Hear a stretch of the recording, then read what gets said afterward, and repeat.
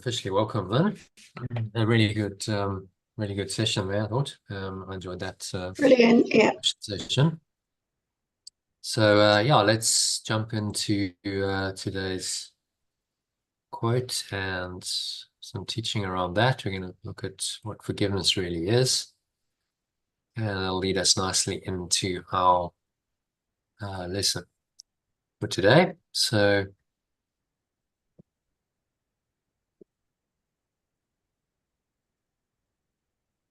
let's do that. Okay, and share my screen with you.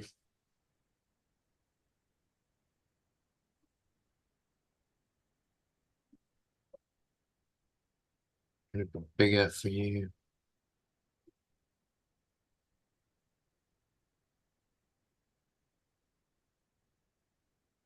Okay, so you can read that headline quote from the course, the workbook on forgiveness, just to kick it off, please. Forgiveness recognizes what you thought your brother did to you has not occurred. It does not pardon sins and make them real. It sees there was no sin. And in that view are all your sins forgiven. Read it again. It takes your mind a bit of time to get your head around that, doesn't it? Forgiveness recognizes what you thought your brother did to you has not occurred. It does not pardon sins and make them real. It sees there was no sin. And in that view are all your sins forgiven. So that's radical forgiveness. Yeah, exactly. That is what radical means. Because it goes to the very root of it, which is the idea of sin and guilt. And it says, well, they just don't exist. You might perceive that they do, but you're wrong. And this is where almost everyone falls down, because they try and do some other kind of forgiveness. Yeah. That still makes it real. So it's a very succinct summary of what radical forgiveness is. As Yeshua says in the quote, radical forgiveness simply overlooks all sin. John's just sent a message. Various challenges. He's on it. John's on a walk. Oh. Yeah, he's walking in the Alps, and we did Oh, a whole lot wow. of a few one-on-ones with him to prepare him, because he was like, well, it's going to be tough and challenging. And so he sent me a message saying 5 days in and challenges, but overall fabulous. So that's good. Brilliant. Oh, oh. Is Sue as well, or just John? No, it's just John. It's just Okay. him and a couple of male friends. It's quite tough. It's like a 9-day Yeah, it hike. doesn't appeal. It Walk in the doesn't appeal Alps. to me. They're camping in the mountains, and it's like 15 miles a day of uphill mostly, and Yeah, so no. not easy. I mean, I take my hat. He's 76. It's incredible. It is pretty amazing. Like Mm. a lot of people who are in their 50s or 40s or 30 wouldn't, do it. It's like it's quite hardcore. So Yeah. yeah, hats off to him. And he keeps like challenge. I think the biggest thing that you don't want to do is just go into comfort zone. Go, oh well, I'll just do the same old, thing as I've always done as you get older, and you just see people's horizons just get narrow and narrow, and Yeah. everything gets more limited, and Yeah, like can't do just that because I'm too old for can't that do now. that. You hear Exactly. stuff like that all the time. Yeah. And then it's like, okay, but actually, is that true? Or is that just the mind telling you that's true? But then if you believe it, then it becomes reality. So back to this, as Yeshua says in the quote, radical forgiveness simply overlooks all sin. It just sees it as ephemeral error. It says sin doesn't really exist. It's just a mistake. It's nothing permanent. It's nothing real. Therefore, it helps you understand that there's really nothing to forgive, and restores your mind to an awareness of its true nature as unconditional love, which by definition doesn't acknowledge any conditions for love to occur. Right? So very simple. It restores your true nature, and that's the point of forgiveness. By letting go or forgiving in this way, you understand again who you really are. But it may be helpful to briefly consider the ego's plan for forgiveness that always makes errors real and permanent in your perception, which is the definition of sin. It means that errors cannot be overlooked. Okay? So sin is just error made real and permanent through punishment. That's sin. It's real and it's permanent because apparently there's a consequence. There's a punishment that's going to come or has come, and you perceive that. It makes the idea of sin and guilt real, which then means that you must be a separate self. This in turn leads to the ego's perception that completely pardoning someone's plainly visible sins is impossible self-deception. So when Yeshua says your sins are forgiven, they said that's blasphemy. You can't forgive sins. Who are you? You're not God. Because they're so addicted to the idea of sin. And that it's impossible self-deception. And the Christian, especially the Catholic Church, it's like you're a sinner. You're an original sinner. You always will be one. You always have been one. And we keep this ritual of confession going because you're a sinner and you're going to keep sinning. Okay, well, you just keep the idea going, don't you? Through the now the entrenched ritual of the confession of your sins. Well, if you're not sinning anymore, then there'd be no need to confess your sins, would there? No. And the options that it offers instead of radical forgiveness are pseudo-forgiveness. So this, particularly in religious context, happens quite a lot. As the pious person who's in the right, you self-righteously pardon the sinner, because that's what a good person should do. And that's quite common in particularly formal religious circles, particularly Christians. Oh, you're a sinner, but I'll pray for you. You'd be really bad. You're a sinner. You're going to hell, but I'll pray for you. Really, what you've done is you just condemned that person in your perception. You're not really forgiving them. You're seeing them as a sinner, and then I'll pray for you as a sinner. Yeah, not real. Because that's what a good Christian should do. But I'm not really letting it go. Actually, in my mind, I'm condemning you. I think you're a sinner, and you know what happens to sinners? They go to hell. They burn in hell, as Jesus said you would, which isn't what he said at all. But that's the misinterpretation. Yeah. Based on Revelation, because there's all this stuff in Revelation, but that was written by the Apostle John, who wasn't at the same level as Yeshua. He didn't have the same understanding.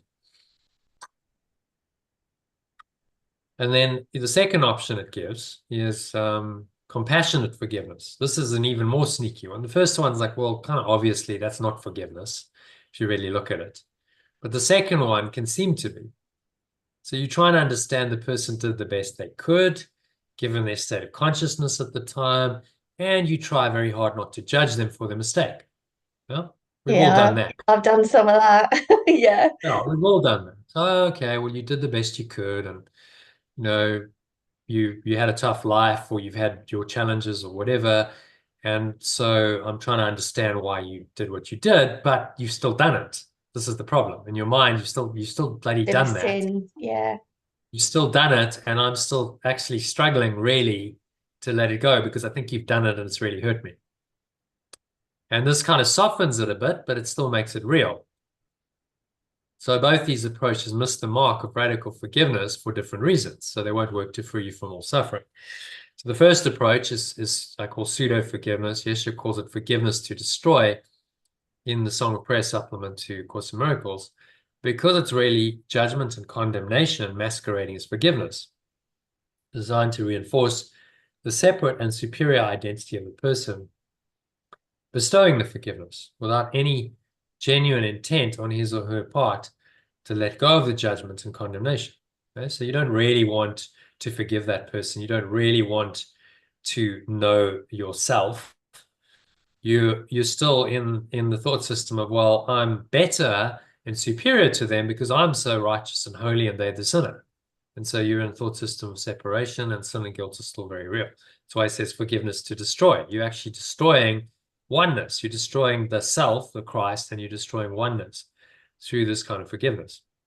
So it's not really forgiveness at all, which always entails a letting go of the negative thoughts and emotion in the mind of the person forgiving, but it's judgmental condemnation in thin disguise. Because healing happens through the unification of seemingly separate minds, pseudo-forgiveness can't ever heal anyone.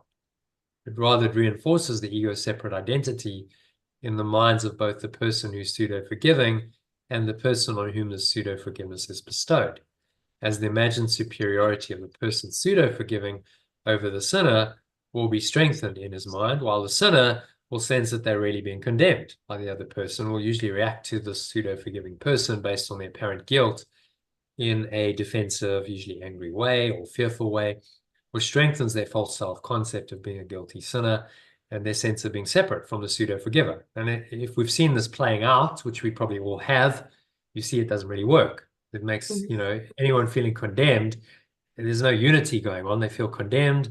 They feel defensive. That means they might be angry. They might lash out. There's no unity. It just perpetuates the false idea that both these people are separate. So it's pretty obvious to see this. You'll almost certainly be willing to accept from the above explanation that pseudo-forgiveness is false. It's never going to work to free anyone's mind from sin and guilt. But you may not be so convinced about the second type of forgiveness the ego engages in, which I call compassionate forgiveness. After all, what's wrong with compassion? Compassion's good. Compassion is, when they talk about it in spiritual teachings like Buddhism, surely this is a so-called spiritual quality, one we should be trying to cultivate. But this is where the ego, which remember is just your belief in separation, gets really devious and cunning. Because on the surface of it, this seems to be perfectly reasonable.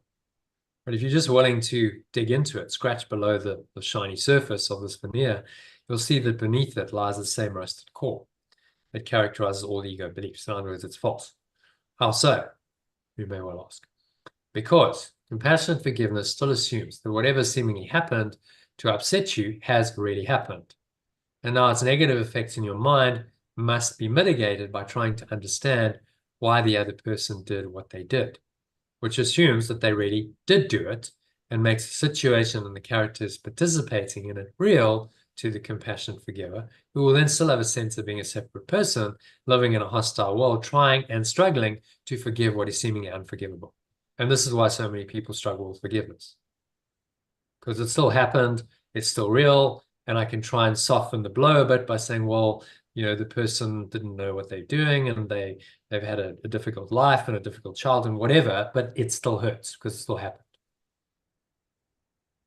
And this is what most people, so-called spiritual people. Lance just said, sorry, so just seen 1 p.m. today. Okay, just in reader.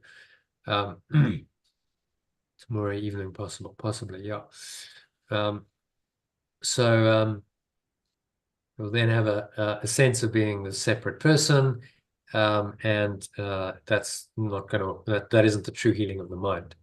So even though the compassionate forgiver is trying to lessen the negative impact of the seeming offense in their mind, which is a step in the right direction, they still believe the offense was really committed, then the world and their separate identity operating in it remain real to them. This is the problem. So it's kind of a halfway house between pseudo-forgiveness and the true or radical forgiveness that Yeshua teaches in the Course, which he summarizes beautifully in today's quote, that none of it's real, none of it ever happened. It's a good starting point, but will not take you all the way home to the transcendent dimension of reality that Yeshua calls the kingdom of heaven, because it still makes the world and the sense of separate self, that is the ego, real in your mind. Radical forgiveness, on the other hand, gets to the root of the problem. Radix, the Latin word from which the word radical is derived, means root, by simply denying that anything other than unconditional love is real. Somebody says, it's not real, it's never happened, it's just false, it's a dream, and so you don't have to make sense of any of it, which is the relief from all of it. If you try and make sense of any of it, like what you're doing with compassionate forgiveness, then it's still real to you. And then you're still bound up into the ego's thought system, which is why it's used by the ego. Is this making sense to you, Lynn? Yeah. Whereas radical forgiveness just gets to the very root. It's from the Latin word radix. The word radical comes from that, which derives from the Latin word root. Simply denying that anything other than the unconditional love is real. So the root of the problem is separation. Forgiveness simply sees it for what it is, and it eliminates the problem at its root, at its core. And it's funny in this world because the word radical is used to denote anything but just getting to the core of it and solving the problem, isn't it? Radical's like, oh, they're difficult. Jesus was radical. He's a troublemaker. He's upsetting the peace. And so they kill him because he's seen as a radical. When actually what he's teaching is just going to work. It's radical because it's actually going to work, whereas false teachings don't work. They're never going to free the mind. So therefore, if any word, action, or behavior that's seemingly been said or done is unloving, it is unreal and has no existence or effects. This is the Holy Spirit's perfect logic that cancels out all errors and helps you recognize that you and the seeming other person that you're forgiving are not and never have been separate. At the end of radical forgiveness, you realize we are one. I was never separate from you. I'm not separate. I never was separate. We are one and the same awareness. Therefore, only radical forgiveness with the help of the Holy Spirit, which remember is just a remembrance of perfect unconditional love, will return your mind to a state of unconditional love in which you realize that you and everyone and everything else that seems to have a separate form in this world are already one and the same. Pure formless awareness of perfect love. And that's what forgiveness does. Radical forgiveness restores you to the awareness of who you really are as oneself and as one with everyone else. And if it doesn't do that, then it's not radical. It's very simple. So that leads us into the session. We just discussed those 3 levels and a lot more. I mean, the radical forgiveness works because that's the way reality works, because there is this eternal transcendent reality that is awaiting us. Radical forgiveness simply saying, well, let go of everything else that covers that over, and then that reality will reveal itself. It's based on the metaphysical truth of another reality, or heaven, as Yeshua calls it.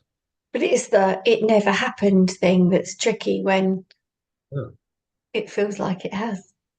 Yeah. Your whole life. I've heard those words so many times. It triggers me every time I hear it. It's like, oh, your whole life, but this is the dream. Your whole life is just a dream, right? You're dreaming a dream of a separate self, a character in this dream world that you've invented. But the dream isn't reality. The dream is a false reality. So nothing that happens in a false reality is real. It's just, it's all false. Thinking of it in movie terms can be helpful. So, you go and you watch a movie. Sometimes. Other times I'm like, no. Sometimes I feel myself on the outside looking in really easily.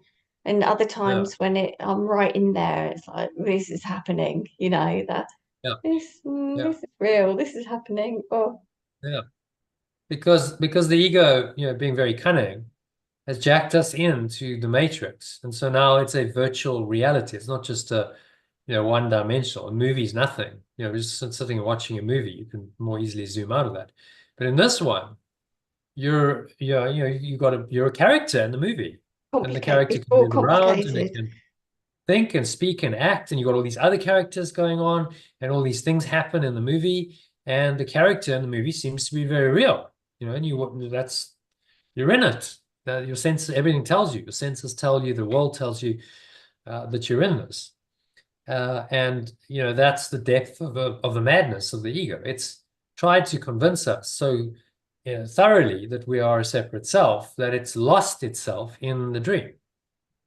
And now we've forgotten how we made up the dream. We've forgotten how we got here. We've forgotten all of that, and we think that all of it's real. And yet it's not. We cannot forget the deeper awareness within us, which Yeshua calls the Holy Spirit. We call remembrance of perfect love, that reminds us that there is another reality, because that reality is still there.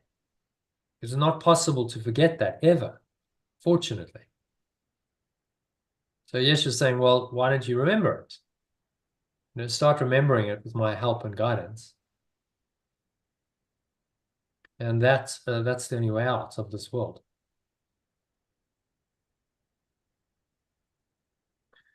Okay, so any comments or questions about any of that teaching, about radical forgiveness, about compassionate forgiveness, pseudo-forgiveness, the differences between them, how they play out in the world, how radical forgiveness really works? No, I get all that. I just see my Right. own issues with it, Yeah. So you learn this. And Yeshua's not saying to us, I expect you to understand this from the start. He says, no, you're almost certainly not going to understand it from the start. That's the whole point. That's why I've given you a course to help you to understand it. So by learning the course, by practicing, most important, you practice the ideas on the events and situations and people in your life, you learn that this is true. You learn that the course is true, and you learn experientially who you are in that process. So forgiveness teaches you who you are and who you're not. And that's the power of it. That's what forgiveness really is. That's the purpose of it. It's the only way you're going to reveal who you really are. And people might say, well, that's a bit like, what about meditation and stuff? But I'd argue meditation is just another way of forgiving. It's another way of letting go of your attachment to this world, isn't it? Because you're focusing your mind inwardly, you're letting go of the external world. It's a process of letting go. That's what meditation is. Mm. So, any spiritual practice actually falls within the ambit of letting go. It's all letting go. It's all, whatever technique you use, it's a way of letting go It's, of your ego, thoughts, and emotions it's always on letting go. some level. Yeah, always. So that's what's and really good teachers like Michael Singer, they teach us. He's saying it's all the same. You're on a spiritual path. It's just about letting go. That's it. You don't have to go and do 50 Hail Marys and all kinds of complicated practices. Just start letting go. And, make that your commitment. And then you're on a spiritual path. And that's the only spiritual path that's ultimately going to work. Yeshua calls it radical forgiveness. You can call it letting go. You can call it surrender. You can call it non-attachment, non-judgment. It doesn't really matter what you call it. It's the same thing. Just different words pointing to the same mechanism of the mind that's going to help you to free your mind from the disaster that the ego's created. So, yeah, it's worth bearing these in mind, because what can tend to happen is you can tend to slip back from radical forgiveness into compassionate forgiveness. Yeah, I've got compassionate forgiveness in my head. That's why I'm very aware of it. I'm like, Yeah. that's what I've So been you go, thinking. well, okay, so the person is struggling, I feel a bit sorry for them because they've had a difficult challenge or Yeah. life or whatever. And so, okay, I won't judge them as much, but it's still Then I'm happened in still your life. seeing that they've done something wrong to me. You're still seeing that they've done something Yeah. wrong to you, and you're Yeah. trying to mitigate the effects of that through the compassionate forgiveness. You're trying to say, okay, well, it doesn't really matter so much, and I can kind of understand, because I can understand why they might have done this, but you're still making it real. It That's happened to you. exactly what I've been doing. This is the Yeah. problem. No, it's Yeah. still happening to you. And Oh, it's so radical hard not to. forgiveness. Radical forgiveness simply reminds you of the truth. Lynn, you're dreaming. None of this is true. The Bad character dream. dreaming, yes. And as I said, you can, but maybe the dream analogy will help you. You think of you dreaming a dream at night. We've all had nightmares, yeah? Yeah. You wake up, where's the dream? When you wake up into a waking state of consciousness, the dream's gone. The whole situation's evaporated. So what was it? It was just a Wasn't real. temporary arising of thought and emotion going on entirely internally. It was all in your mind, and then it just disappears. So was the dream ever real? No, but this doesn't just this is the human life though, isn't it? It doesn't just disappear. We have to So let it go, and we have to train ourselves to let it go. And when and up to that point where we haven't done that yet, it doesn't bloody go. but so look at it this way, right? You're still in the dream world. The dream world doesn't just disappear. disappear. But every situation in the dream world comes and goes like that. It's over in a flash, isn't it? You had that trauma with the cat. It's over. It's gone. Can you even say it happened? Other than your memory, it's gone. An incident, it happened momentarily, and then various other incidents after that, and now it's done and dusted and it's over. And can you even say that it happened? Where's the evidence? Except in your memory. It's not anywhere except my memory. So then where is it really? Where does that now exist? Only in memory. In your mind, a part of your mind that believes in this and that has the memory says, no, that's real because it really happened and now you're going to remember it. And now you need to look ahead to the future and go, oh, but that memory is going to serve you in your future because now that experience, it was a bad experience. You want to avoid that. You want to avoid having that kind of experience again. So you're going to do various things to avoid that. Now, in the ego's way of thinking, that's completely normal and natural. But for the Holy Spirit, it's not at all. Because none of it is true. The cat didn't really jump out the window. Nothing ever really happened. You didn't really suffer. Because the idea that we're of separation is untrue. You're just caught up in a crazy dream. So where does what's the word? When the avoidance thing, where does that kick in? I can't think what it's called. I thought of it, and then the words went out of my head. Spiritual bypassing. Okay. Yeah. Where does that come into and not come into this? I find that quite confusing because I think if I say to myself, right, that never happened, that's not something I need to worry about anymore. Am I not spiritually bypassing it if I just said that?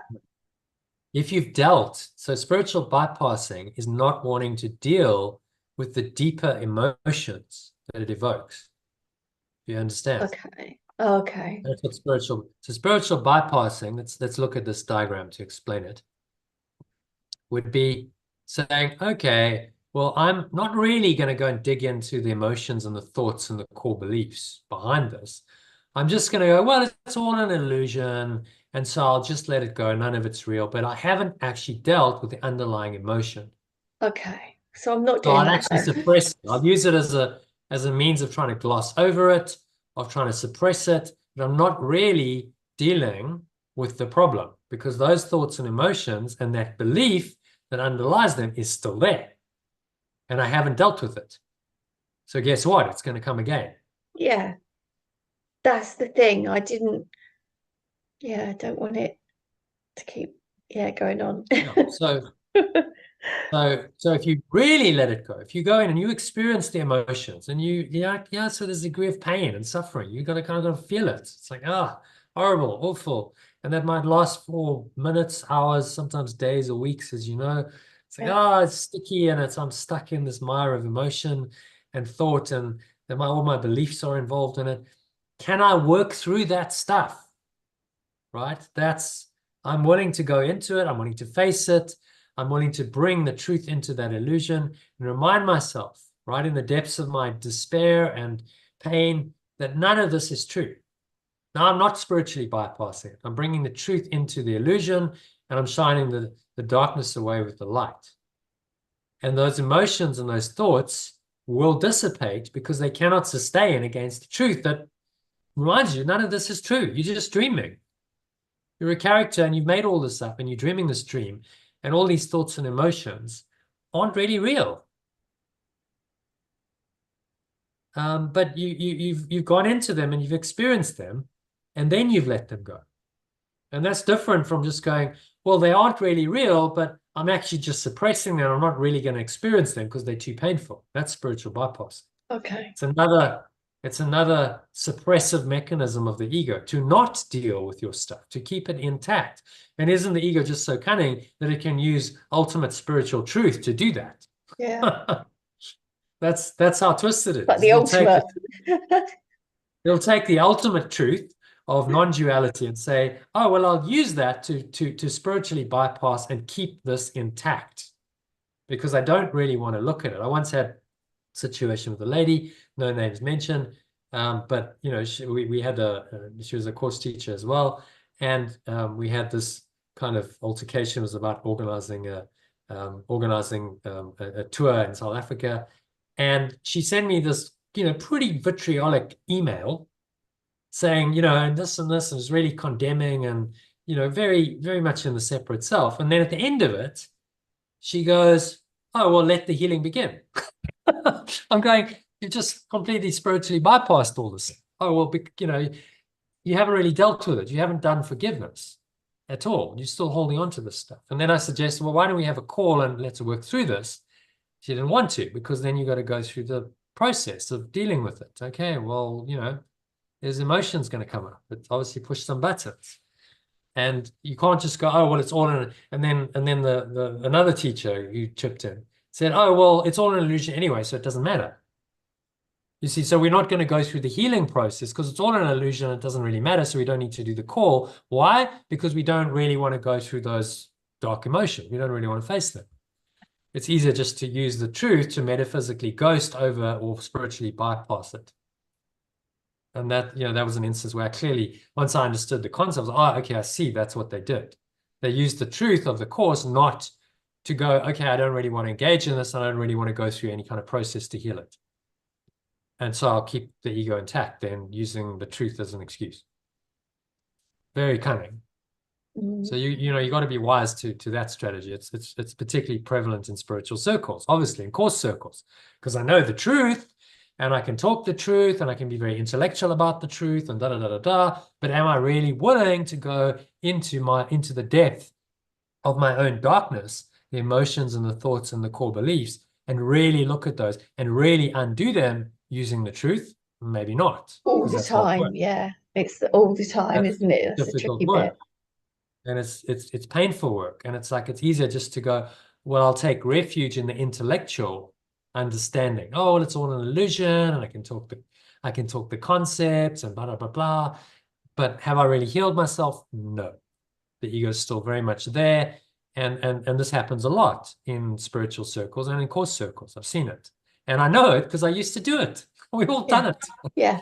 Because it's a classic ego defense. Like, no, I don't really want to know the truth. So I'll float on the top of it as an intellectual, and I'll know this and I'll teach it, and it's all very, oh, you know, and I can be very clever. You know, as an intellectual, it is, as Helen Schuckman said, finally, you know, a course for intellectuals, a spiritual path for intellectuals. That was her take on the course. But she metaphysically ghosted over it. She didn't want to know it.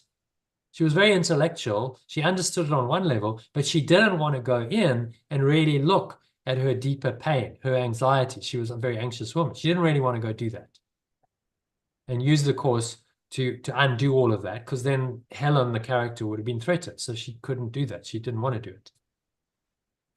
So metaphysically ghosting or spiritually bypassing again. I know the truth, but I don't really want to go into it and use it to heal my mind on the deepest level, which isn't going to work. It's a start, you know, maybe in her next life, she comes again, she goes, okay, well, now I'll come back to the course, no doubt. Oh, strangely familiar, this course. Imagine being Helen Schuckman. It's like, strangely familiar. It feels like I've written this. Like, yeah, well, because you did in another life, and now you come back to actually learn it, because you didn't learn it in that life. You just scribed it. She wasn't, you know, she wasn't the best student of it. She was the scribe. So, you know, it happens. Even the founder was like, well, she's ghosting over the top of it. She's not really getting into the core of it and being willing to face her pain and undo it at the very core of her being, which is what Yeshua's asking us to do. But that's a big ask. You know, like, how many people are ready to do that?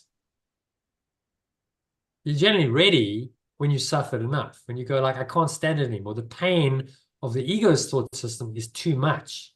Yeah. That pain cracks open the shell, and then I go, I have to find a better way, because I can't deal with this anymore. It's too much. And that's when this course, you know, really starts to mean something to you. You know, I did it for 10 years on a, you know, fairly superficial level. And then when I faced my own darkness and I had to go and face these emotions and, you know, my core beliefs, then I was like, okay, like this is where I'm starting to understand what this course really means and the depth of it. before I was, floating on the top of it as an intellectual. Yes, I can understand the concepts, I can talk it, but am I really getting it? Am I really understanding it? No. That's my own admission. So it took me about 10 years to really like penetrate beyond that, to like getting into something more real and that was actually going to work. And that was really difficult. It was incredibly challenging. I went through some years, I was just like, oh my God, I just want to shoot myself. It's too hard. Yeah. Yeah. Can't do it, but somehow you do, and that's where you really start to learn the course. And true characters develop there, and I wouldn't be able to teach on this level if I hadn't gone through that. Sorry, No yeah, way. you can't teach something you haven't experienced yourself. No, you can't. So, then teaching would have remained shallow, superficial. Yes, on some level, it's an introduction. You can help people, introduce them to ideas, but can you really help them to go the whole way and awaken if you haven't awakened yourself, or awakening yourself? No, because you don't understand the process. Yeah. You haven't been through the dark nights of the soul, to the depths of your own despair and gone, like total disillusionment. Yeah. That's what's required. It's a Zen saying, I think, disillusionment must precede enlightenment, because you have to become completely disillusioned with the ego's thought system and its entire world and reality and identity before you're willing to accept the truth. If you still think that some illusions are going to work, i.e. you're not completely disillusioned with the world, then you'll continue to pursue them. You'll think that that's going to work. So not an easy path. Okay, you must be completely disillusioned before you can awaken. Oh, God. Do I really have to go there? Yeah, there's no other way. Because as long as you retain your illusions, you'll continue to believe those work, and you'll continue suffering until you're willing to let them all go. It's that simple. Yeah. So it's a path and it's a journey, and it takes courage. I mean, to do this, go face your deepest, darkest fears, and most people go, no, I just zone out on something else. I'll watch TV, or I'll eat, I'll drink Diet Coke, I'll eat stuff, I'll take a substance, I'll do anything but that because I don't want to face my pain. Yeah. I wish I could remember when we had that conversation about the Diet Coke, and I stopped drinking it that day, didn't I? I tipped away what I had left. Yes. My mum had this is funny. So my mum had bought me 4 litres of it, and I didn't drink any of it. And then I've just done a pop-up shop, and Tracy, who I do my pop-up shop with, she also had a 2-litre bottle that I'd left from our last pop-up shop. And I said to her, I'm not drinking it. It can just either give it away or tip it away. So that was another big, massive bottle of it. And I didn't drink it. So yeah. And that's authentic. Now it's like, okay, I can't say I'm living this if I go, well, yeah, I get it, but no, I'm still going to feed my addiction. Like, you can't, like, it's not authentic, is it? You've got to do it. It's like, okay, if I'm going to walk the talk, I've got to actually give up that. Otherwise, I'm just a bullshitter. It's not true. Like, I'm just faking it. I'm an imposter. I definitely and feel something better in you for knows it. that. Yeah, of course you do. Yeah. Because it's a toxin, and spiritually speaking, you are using that as a cover over your true awareness. You know that everything the ego does is to try and ghost over the top of the truth. It doesn't want you to go deeper into it. It doesn't want you to go through the darkness to the light. It wants to keep you at the surface level of perception and go, just be content there. Just stay at that surface level and don't dig deeper. And so it's set up a world for exactly that purpose. Multiple distractions, keep you at a very shallow level of understanding and perception, seeking, pleasure seeking, avoiding pain, seeking pleasure. This is the world it's created, and it's in many, many ways you can do that, as we know, but it ultimately is not going to satisfy you because your deeper desire to know yourself is not being met. That spiritual call, eventually the pain of it becomes too great. That's why he says it's a required course. At some point, everyone's got to learn this, but the procrastination to learn that can be almost endless. People can procrastinate or seemingly indefinitely, their whole life and multiple lifetimes. No, I don't want to learn it, so I'll play out in more illusions, and I'll see if that works. And oh, that illusion didn't work, I'll try another one. And the ego gives you, many different illusions you can choose. And the course is cutting through all of that and saying, but it's all the same. It's one illusion. It's all the same choice. Do you not see that? Yeah. That's the genius of Yeshua. The insight's like it's all the same. A dream is a dream is a dream, and an illusion is an illusion is an illusion. There's no hierarchy of illusions, which is why there's no order of difficulty in miracles. When you let go of one, truly, you let go of all of it. That's how it works. There's no like, oh, actually, this is more difficult than this. That's how we perceive it, but that's not how it is in truth. It's all the same. It's only big in our minds. It's a great scene in one of the Star Wars movies when Luke Skywalker is trying to lift one of the ships with his mind, and he's going, "Oh no, it's too big, Master Yoda. It's too big." And Yoda lifts it and goes, "It's not big. It's the same as the stone. It's the same. It's all the same. It's only big in your mind. If you can lift a stone, you can lift that. It's just what it is, how you perceive it. It's all perceptual. So we perceive, it's bigger deal to let go of, say, your dad's death, than it is to let go of Diet Coke or let go of something else, but it's all the same, really. You're letting go of one delusion that you're a separate self. It's that adjustment of perception. Yeah. And by practicing the course, that's what he's asking us to do continuously, just to do those corrections, using the lessons as a practice to keep changing your mind, keep changing your perception day by day, moment by moment. Get into the habit of doing it, so your habit becomes, okay, I correct my perception. When I'm wrong, I correct it. So let me perceive forgiveness as it truly is. And we've just had a whole lesson in it, so what is it? What is letting go really? What is it, and what is it not? And it's important we understand that. Okay, so let's jump into this then.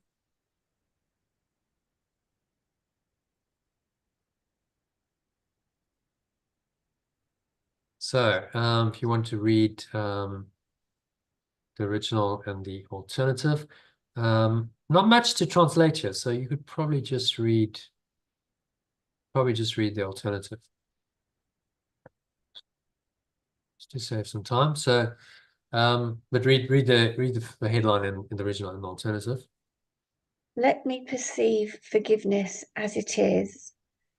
I choose to perceive letting go as it really is. Yeah. And forgiveness, that's why I don't use it, because it's a very misunderstood word. And most people don't understand what it really means. Letting go is much more direct. Okay, forgiveness means you are letting go of your negative thoughts and emotions in response to a situation. That's what it means. But how many people really understand that? We think we've got to forgive someone else who's outside of us. No, you've just got to let go of your negative thoughts and emotions towards them. That's what forgiveness really means. Okay, so you read that in the alternative. Let us review the meaning of forgive. Let us review the meaning of forgive, for it is apt to be distorted and to be perceived as something that entails an unfair sacrifice, a righteous wrath, a gift unjustified and undeserved, and a complete denial of the truth. In such a view, forgiveness or letting go must be seen as mere eccentric folly, and this course appears to base awakening on a whim. Yeah, so what's he saying there?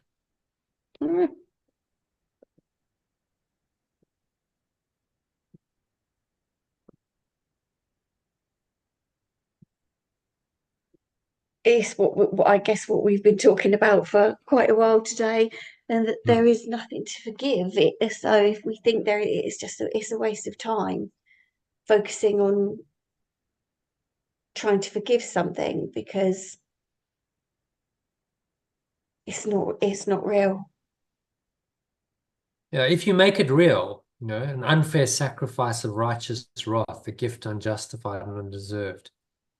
If you believe that it's real and it's really happened, then inevitably you're going to be angry. Someone's done something, horrible to you. You're like, well, of course I've been unfairly treated. Of course this is the case. And I should be angry. Like, why? Like, now forgiveness is cheating me of this righteous wrath. This is what he's saying. And in this view, forgiveness or letting go must be perceived as a mere eccentric folly. Like, it's foolish. People who believe in the ego go, well, that's just woo-woo stuff and it's all ridiculous. And no, it's like, come on, it's really happened, and you can't fudge it.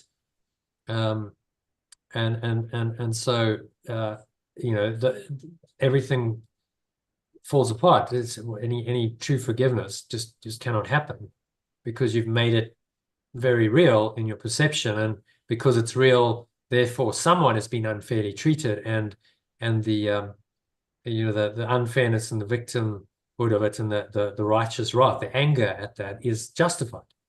This is what he's saying, and this is forgiveness to destroy. If you think you're really forgiving and you're doing this is forgiveness to destroy, or pseudo-forgiveness he's talking about here. No, so then he never leaves us there. He says this twisted view of what letting go means is easily corrected. So I carry on reading from that, yeah? Yeah. This twisted view of what letting go means is easily corrected when I accept the fact that letting go is not asked for what is true. I just got lost in that sentence. The twisted view of what letting go means is easily corrected when I accept the fact that letting go is not asked for what is true. Because it's not true. It must be limited to what is false. It is irrelevant to everything except illusions. Truth is pure formless awareness of perfect love, and to let go of that is meaningless. All truth belongs to it, reflects its laws, and radiates its love. Does this need to be let go? How can I let go of the innocent and eternally benign? Okay, so thoughts on that?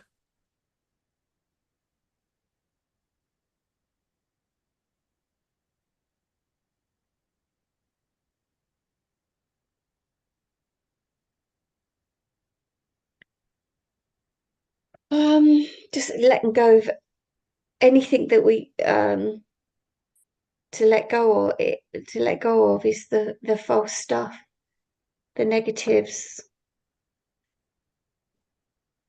the say misbeliefs. That's not a word. I can't let go of the truth. I can only let go of what's false. Yeah.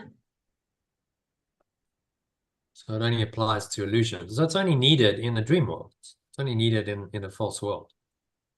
You don't need letting go in truth. You only need it in the illusions. Mm.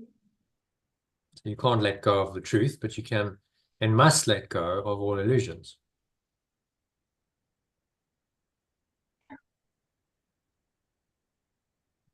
Okay, happy with that? Yeah. Number 3. The major difficulty that I find in genuine letting go on my part is that I still believe I must let go of the truth and not illusions. I conceive of letting go as a vain attempt to look past what is there, to overlook the truth in an unfounded effort to deceive myself by making an illusion true. This twisted viewpoint reflects only the strength that the idea of sin still remains in my awareness as I perceive myself. Still retains my awareness. Still retains my awareness as I perceive myself.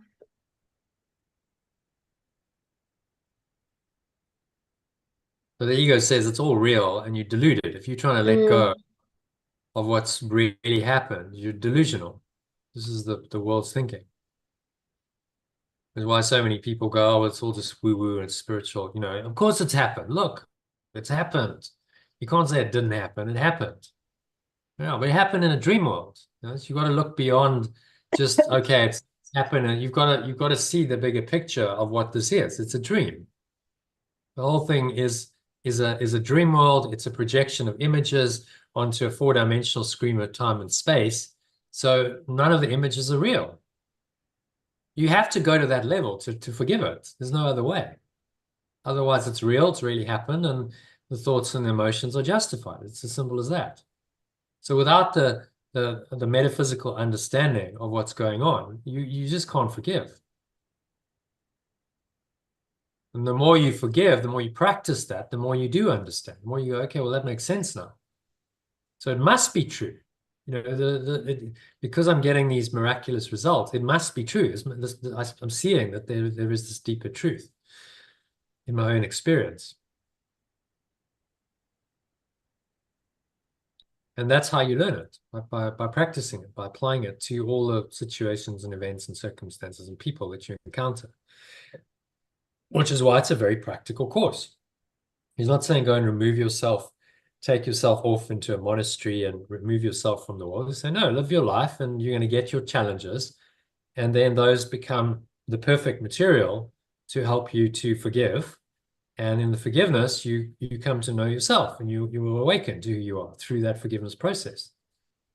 And that's all necessary. The ego's defenses coming as forgiveness opportunities are needed to awaken you. That's the point. You need those. Otherwise, how are you going to do it? So very, very, very practical and very doable. Anyone can do this. Don't have to go anywhere else. You just live your life. You just live it differently from the perspective of the Holy Spirit instead of the ego. Okay, happy to move to number 4. Yeah. Because I think my sins are real. Because I think my sins are real, I perceive letting go as deception. For it is impossible to think of sin as true and not believe letting go is a lie.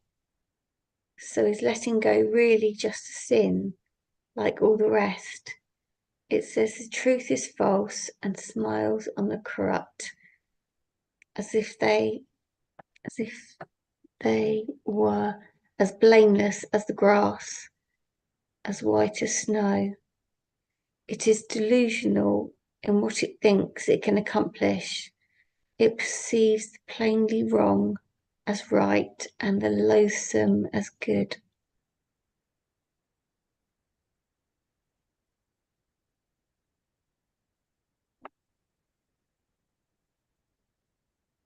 It perceives the plainly wrong as in what we think is The ego says, well, sin. look, no, this person has sinned. Clearly, look, they did that. How can you say that's right? How can you forgive them? They're a sinner. They did it. They hurt me. They hurt someone else. Just forgive them. I can't. I can't. And you see people all the time. They can't do it, can they? They're like, I just can't get my head around it. Did you watch if you watch The Chosen with the dynamic between Simon, Peter, as Jesus recalled him, and Matthew? Because Matthew Oh, that was so Matthew, lovely. I loved that when it yeah. changed. Oh, So he tried to put him away, and then Simon couldn't. It's just like, I can't let it go because he's really done that. And eventually he's like, okay, but I have to let it go because it's a decision, it's a choice. You know, I can hold on to the grievance forever and feel this disconnection from him and from God and not obey my master's commandments, or I can listen, I can just do it. You know, because it's the right thing to do. I maybe didn't understand the metaphysics behind what he was doing, probably not, but nevertheless, he made a choice. He said, okay, I've got to let it go because I've got to let it go. Simple. You know, whether it happened or not, it's easier if you can understand, look, it never really happened. It's just a character in a dream. My character's not real. The other character's not real. None of it's real. It's just a mad dream we've all got caught up in. None of it's true. I don't think they said that in the Chosen though, did they? It was, I think it was looked at like it should be forgiven because everything is forgiven. Yeah, you should do it because it's the right thing to do, but the metaphysics are missing. You forgive it because it was never real. Yeah. You see, that challenges the whole reality of the ego's entire system. Yeah. If it was never real, if nothing's ever real, then the entire world is unreal. You know, the implications are huge. So when you practice forgiveness, you are practicing applying the metaphysics of this teaching in saying, okay, well, this is how it actually applies in my life, and it becomes very practical because those metaphysics, if I really understand them, will free my mind. They help me to find a state of love and peace and joy rather than anger and, you know, hatred and fear and all the Suffering. rest. Suffering. So it's a very, very practical. You know, the metaphysics are very helpful if I truly understand them, because it means I can live a life that's free of suffering while I'm here. But if I get confused metaphysically and I make it all real, then I will suffer. It's inevitable. Yeah. But he's going through, well, this is the false forgiveness. This is the pseudo-forgiveness. So letting go or pardon is no escape in such a view. Actually, maybe you should make it pardon. Pardon. There's no escape in such a view. So Ho'oponopono is you forgiving yourself for believing something was wrong, isn't it? Is that right? Yeah. Ho'oponopono is a radical forgiveness technique because you're letting go of your own thoughts and emotions about the situation. You're saying, I have 100% responsibility because I'm choosing to perceive it this way, so I can let it go. So I'm sorry because I made a mistake. Please forgive me. Thank you I that I'm made a forgiven. mistake, It's yeah. done. I love you. You restore your mind to the base state through that. I don't think it's as powerful as this because it doesn't explain the metaphysics, but it works if you apply it because you're Does. saying, well, actually, the error is in my own mind. The error is always in Yeah. my own perception. Yeah. So I'm It's just taking a good 100% reminder. responsibility. Yeah, Yeah. just mm. Yeah.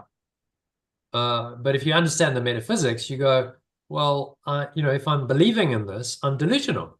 I'm believing in the reality of this, but I'm delusional because it's never happened. It's just a dream. And you know, if you keep applying that, sooner or later it starts making more sense. You're going, well, maybe it is all a dream. And if I see the effects of doing this, and that it actually really does solve problems quite miraculously on this level, I start to go, well, maybe it is true. You know, and experientially I'm learning that. He knows you fake it till you make it. You're not gonna, the first time you forgive and you say, well, it's not really real, part of your mind's gonna go, really? Learn, come on, Yeah. get real. Fool. He knows that. He knows that. But he's going, okay, well, just give it a go. You know, just like riding a bike, just try. And you won't do it very well the first time you do it or the second time. But if you keep doing it, you'll get better at it and you'll start seeing that it works. And then by your own experience, this will prove itself. Then once you get to that level, you no longer need to believe his opinion or anyone else's. You go, no, I know it because I've done it for myself. Yeah. So I know it works because of my own experience, and that's when it becomes yours, and that's when you really understand. But you've got to practice it first. So saying, give me a little faith, you know, do this, go down the road with me of this forgiveness. And as you do it, you'll see more and more that it does work, and you'll come to understand the metaphysics behind it more and more. And it'll all start making much more sense to you as you go. But you can't expect to understand it all first.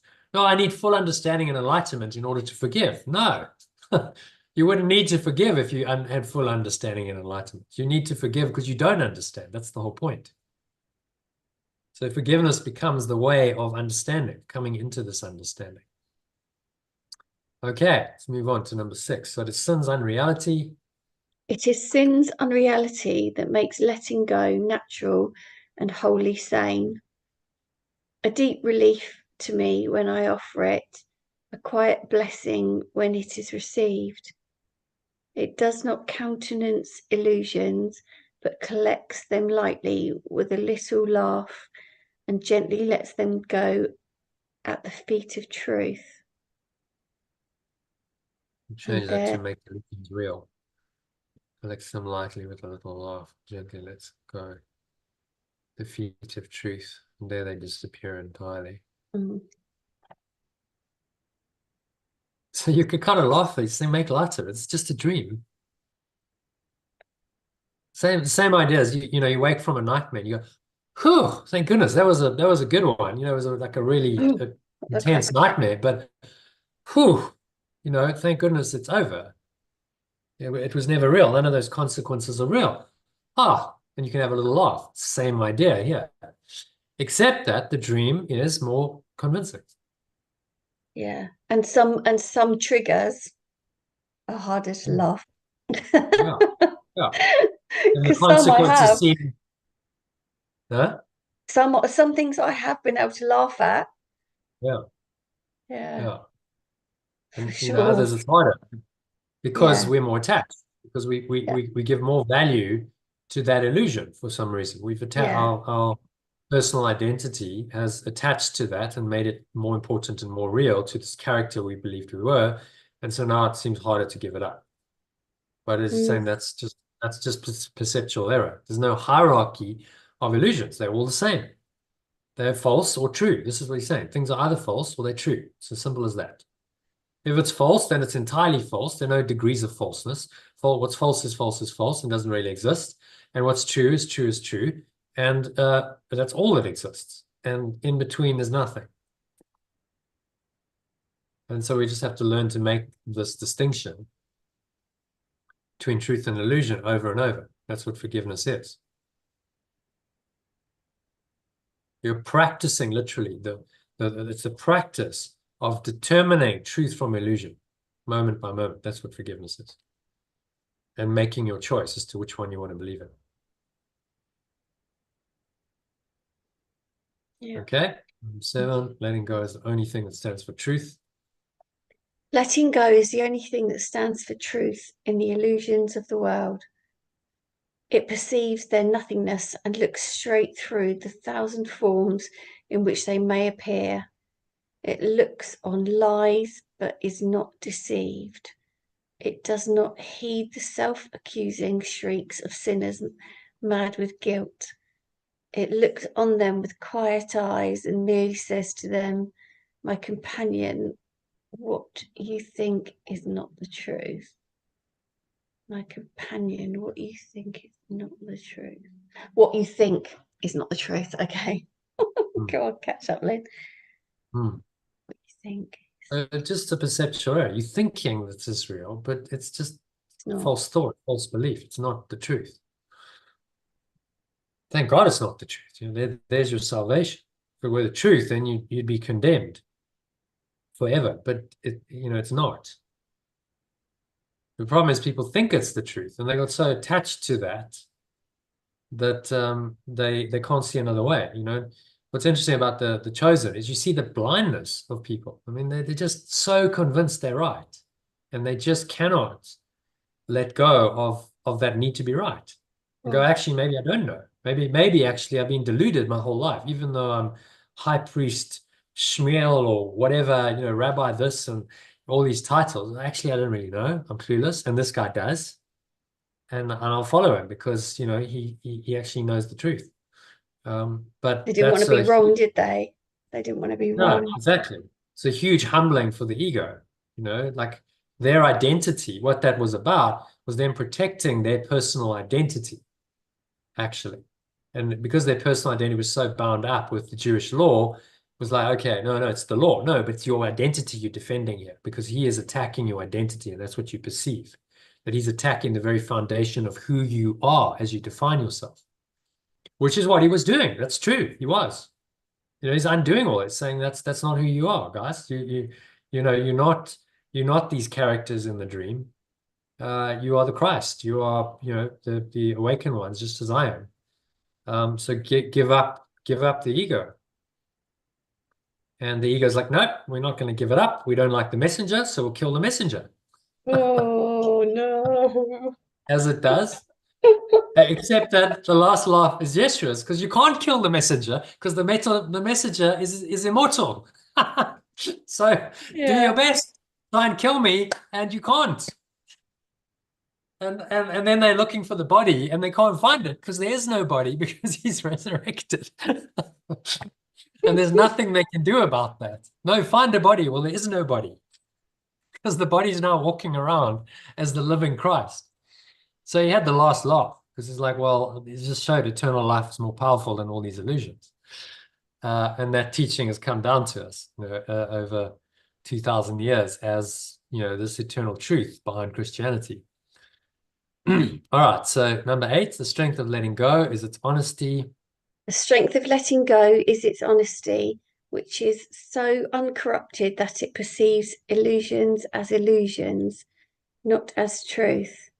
It is because of this that it becomes the undeceiver in the face of lies, the great restorer of simple truth. It opens up the way to truth by its ability to overlook what is not there, which has been blocked by dreams of guilt.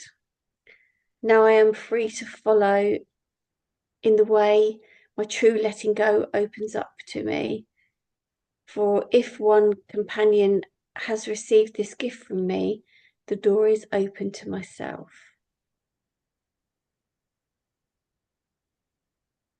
Thoughts on that?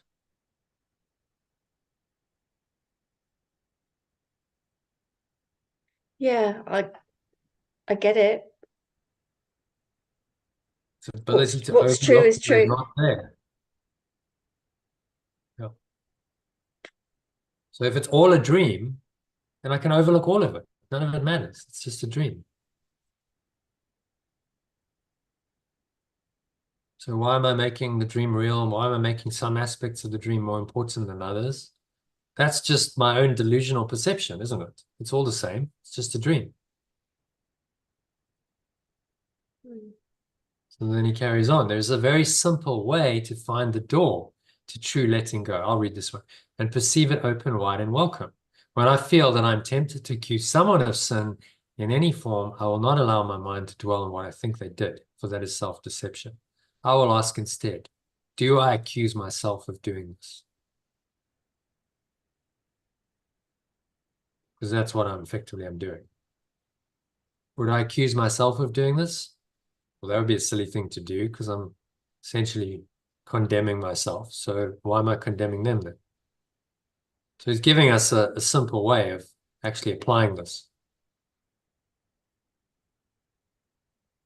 Yeah. Next one. So I will perceive alternatives for choice. Do you want to read this one? I will perceive alternatives for choice in terms that make choosing meaningful and keep my awareness as free of guilt and pain as pure formless awareness of perfect love itself intended it to be, and as it is in truth. It is only lies that would condemn. In truth, innocence is the only thing there is. Letting go stands between illusions and the truth, between the world I perceive and that which lies beyond, between the victimhood and suffering that guilt produces and the state of pure formless awareness.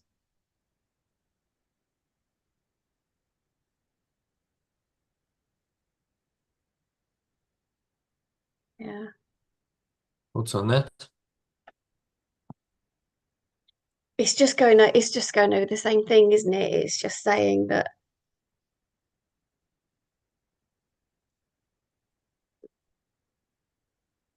just you got to see the difference between the lies and the truth of it. Hmm.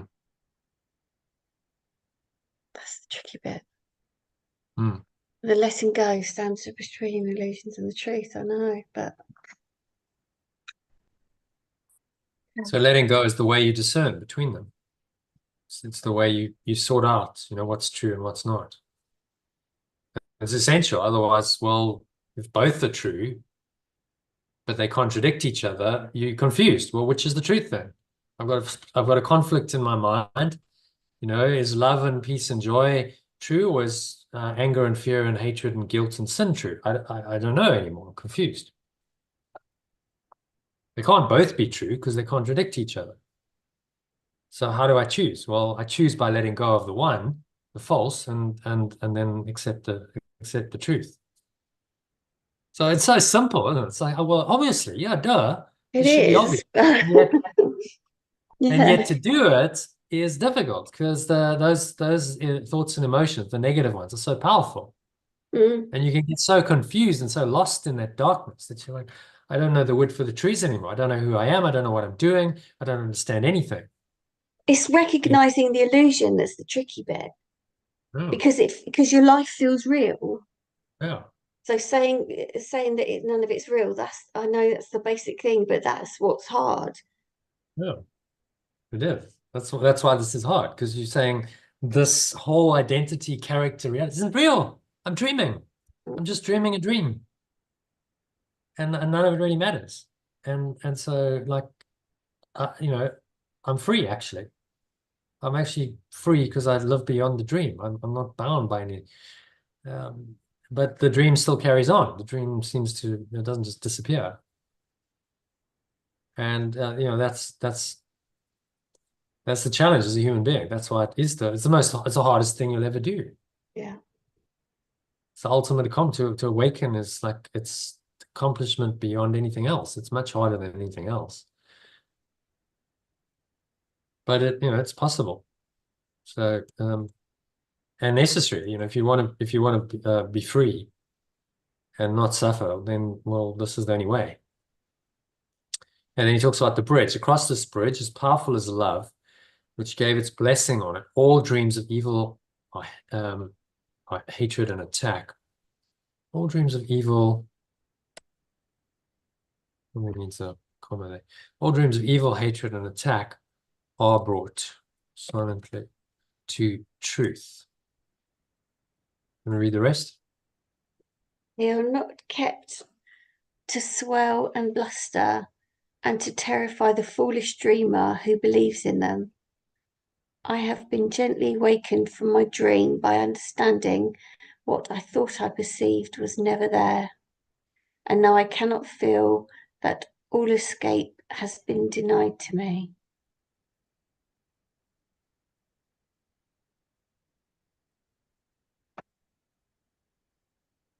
So I bring the dreams to the truth. Simple. Just bring them to the truth. Remind yourself, none of them are real. None of it. Not one is true. So I don't have to fight to awaken myself. I don't have to kill the illusory threats which I thought pursued me, nor need I invent, nor do I need to invent heavy defenses that I think will make me safe. These are all ego strategies that he's highlighting here. I can remove the ponderous and useless arm of defenses made to limit my awareness to fear and misery. My step is light, and as I lift my foot to stride ahead, a sign is left behind to point the way to those who follow me.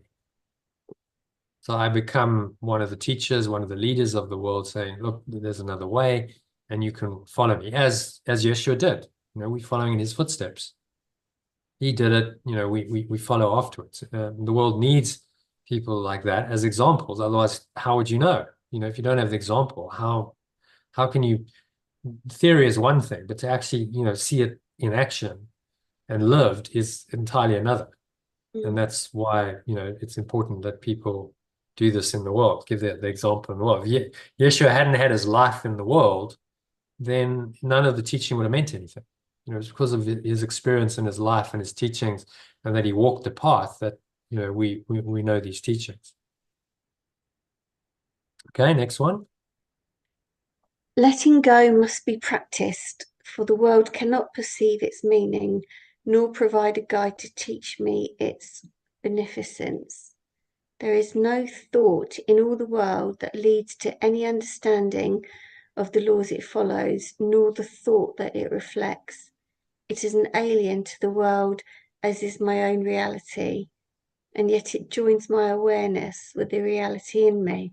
It's funny because I was just thinking before that, if you went out into the street and said, none of this is real, this is all just like a movie playing out in front of you, most people would be like, you lost the plot. Yeah, exactly. You're mad. Which, in history has been the case. People who've yeah, had the other awareness are called mad or crazy. Now in our scientific materialist paradigm, they get drugged to the high yeah, hilt. Are we having some psychotic episode? We need to put you on all kinds of toxic yeah, drugs, which block that. And then the person just like gets so confused. They have no idea anymore what's them, what's the drug. And it's all designed to suppress that truth. But if you are in an insane world, as he says, and this is the product of insanity, then those who come to awaken and say and challenge it and say, no, this is all, just false, the awakened ones will be seen as insane because it completely contradicts the insanity of the ego. General belief. Yeah. So, look at it this way, we're in the insane asylum, and Yeah. those who are actually sane will appear to be insane because they go completely against the grain of what's happening in the asylum. Everyone thinks that the asylum's real and that the rules of the asylum are real. And the sane ones are going, no, you're all totally insane. You can't see it.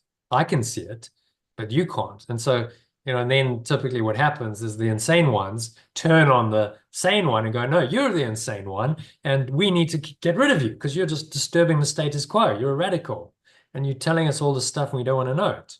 We want to continue believing in the reality of the insane asylum. Okay, if you want to do that, you can, but don't expect to be happy or peaceful or loving. That's not going to happen in the insane asylum. You're just going to keep getting insanity. Same thing over and over and over again. And so the masters, spiritual masters of this world are the awakened ones. You say, no, actually, it's all insane. And, there is a reality that is completely sane and in which everything makes sense and you can be peaceful and happy for all time and eternity, all eternity, and follow me and I'll show you how to access that reality. That puts, if you do, then you're on a spiritual path to find the same truth that they sought for and found. And here we are. And this, age old, this is the quest. This is the human journey. Everyone's throughout time has been seeking for this truth that we're seeking and contemplating today. Shall we finish up with a quick meditation because we've got to the. Have you got time? I thought you had to finish at 4:30. Yeah, I'm supposed to be somewhere at 5, so I can do about a 10-minute med, 15-minute med, just to close it out. You sure? Yeah. Well, it's just football, so Oh, okay. That's all right then. That'll wait for you. It's it's a joining with my family, so I don't want to. Yes, lovely. Yes. But yeah, we can do a 10-minute med. Okay, so. Okay. Stay awake now. Yeah.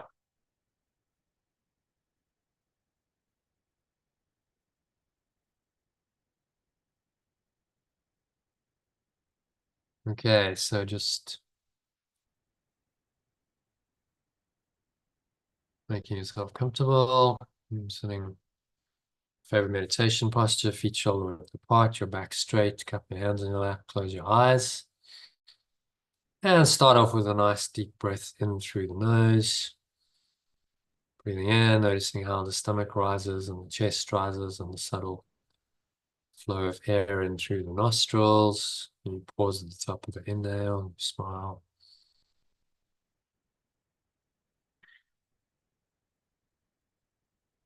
Scan your mind.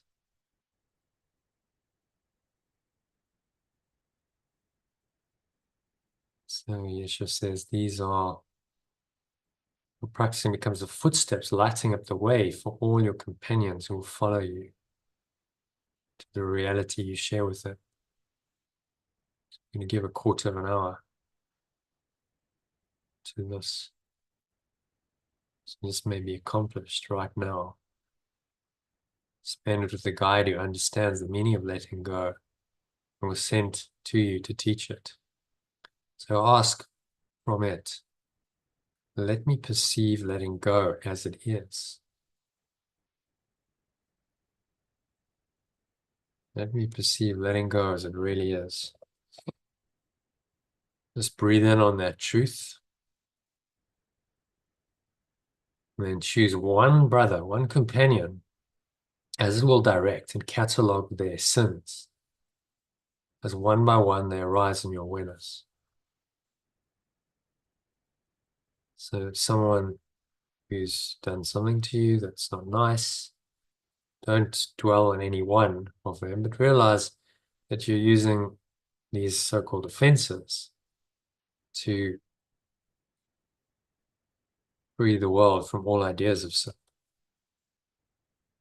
So briefly consider all the evil things you thought of them, and each time ask them, do I condemn myself for doing this? So you think they've been unethical, they've been unkind, they've been cruel, they've been malicious, whatever. Just look at all those judgments and then say, do I condemn myself for doing this? Ask yourself that. Do I condemn myself for doing this? And then let them be freed from all the thoughts you had of sin. So exhale, and just blow all of that away with the breeze of your breath to the nothingness that it really is. Now you're prepared for freedom. So when you let go of this burden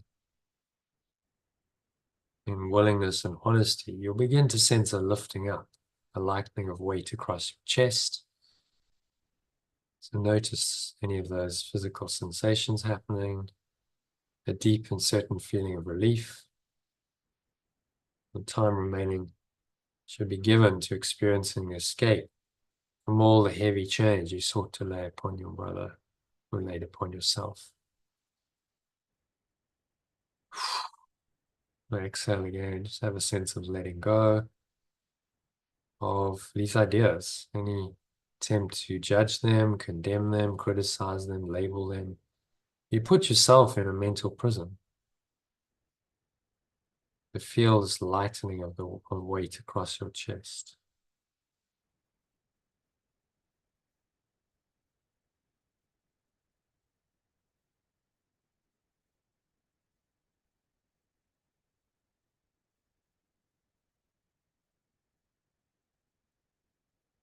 And just surrender into this feeling of lightness. So what enlightenment means, it's light. You don't necessarily visualize light. If that happens, that's okay, but you don't need to visualize lights or colors. It's just a sense of a lightness of being. You breathe in and out through your nose. You embrace this lightness with each breath, breathing in and out. Just a couple of minutes staying in this lightness of being.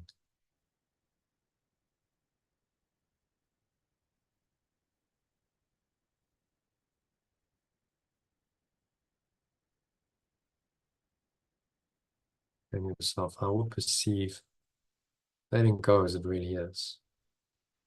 Do I accuse myself of doing this?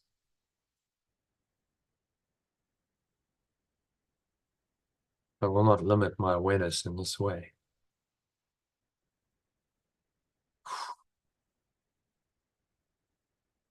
So, blowing out any remaining darkness, any of these condemnatory negative thoughts, just letting them go, just going, gone.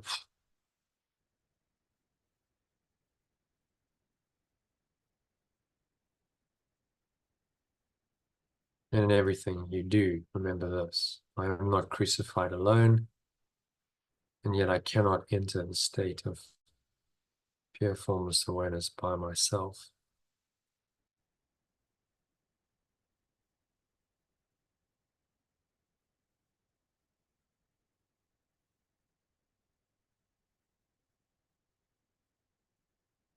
And just rest in this state of awareness, pure formless awareness. Let it arise, surrender into it,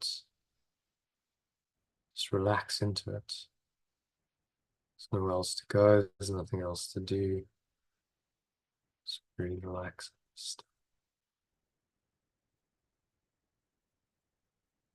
surrender into the stillness for a couple of minutes of deep silence. Just experience the power of letting go for yourself, because that's the only way to convince you that it is the only way.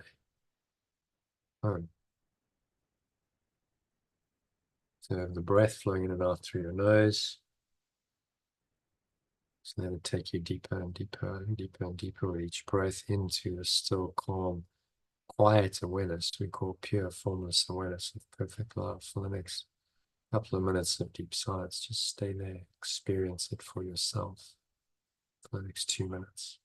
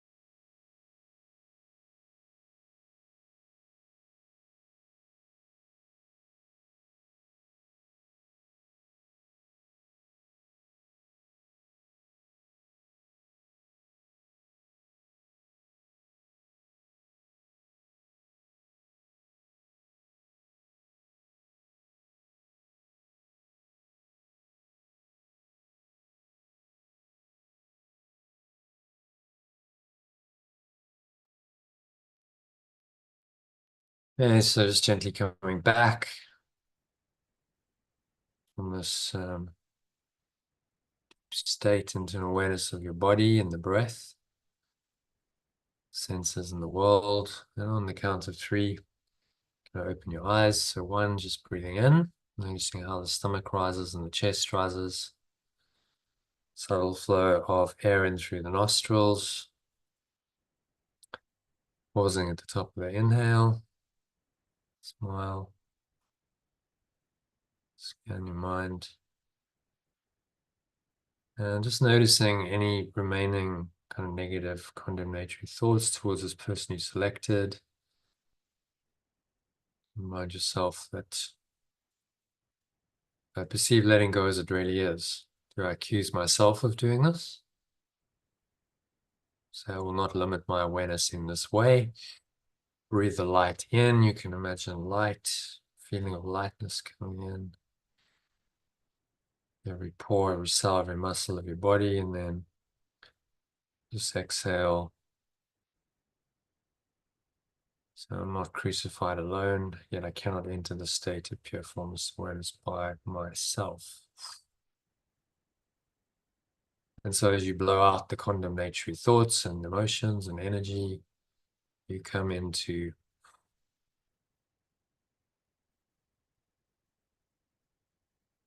this awareness. Feel this awareness in the gap between breaths. This lovely glimpse of another reality. It's going to anchor this state in. Set the intention to stay here in this enlightened state for the rest of the afternoon and evening and on into your week ahead. So it is said, so it is done. When you count to 2, you're going to feel your body. Just connect with the weight of your body. Feel what you're feeling with your hands. Maybe there's a subtle flow of air in your skin, breathing in, noticing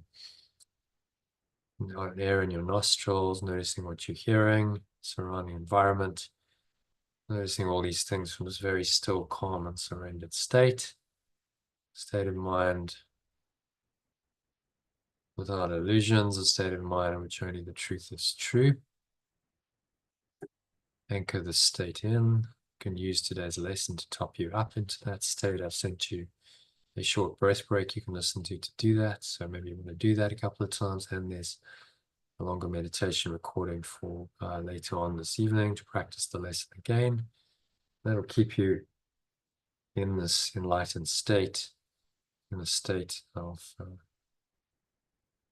pure formless awareness, perfect love, which is your natural state. So it is said and so it is done. Now open your eyes on the count of 3. Take a minute to look around, just noticing various objects in the room around you in this very calm, detached way. So don't attach any meaning to them, just observe them and move on, look at something else. Again, look at something else with no attachment. You just notice how peaceful it is, calm, peaceful, happy it all is. Anchor that state in, set the intention to stay there again, and carry on with your day in this enlightened flow state. So that brings us to the end of the meditation and of today's session. So thank you, Lynn. Thank you very much. It's been lovely. Thank you. Good session. Yeah. By all means, join. I think I'm going to do a session tomorrow evening. So you haven't been. You missed most of last month. I don't mind if you join. Thank you. A couple of other sessions if that helps you. So we'll probably do a session tomorrow evening, and then Wednesday afternoon, Thursday probably afternoon. Yeah, Wednesday might be good as well. Okay. Yeah. Brilliant. Enjoy the football. All right. Yeah, thank you. Thanks a lot, Jono. Bye for now. Spiritual practice. All right. Yeah. Namaste. Namaste. Bye. Bye. All right. So thank you to Lynn for joining. That's a wrap. If you enjoyed that session, hit the subscribe button to be notified whenever I go live, which is 3 or 4, sometimes 5 times a week. And you'll be notified by YouTube whenever that happens. You can also go to lifepool.com. You can see that in the background of the video. Just head over to that and sign up to receive some of the material I shared with you, the daily quotes, the daily lesson, my kind of comments on it, and I always give a short breath break or meditation to help you practice the lesson. And you'll also be notified about the calls, so you can join any of these Zoom calls as well. So head over to lifepool.com to do that, enter your number for Telegram, and I'll be sending you those messages on Telegram at no charge. So take the next step. Hope to connect with you on the inside soon, and wishing you Much love, peace, and joy in the meantime. Namaste. Which means the true awakened self in me acknowledges and honors that same true self in you. Much love.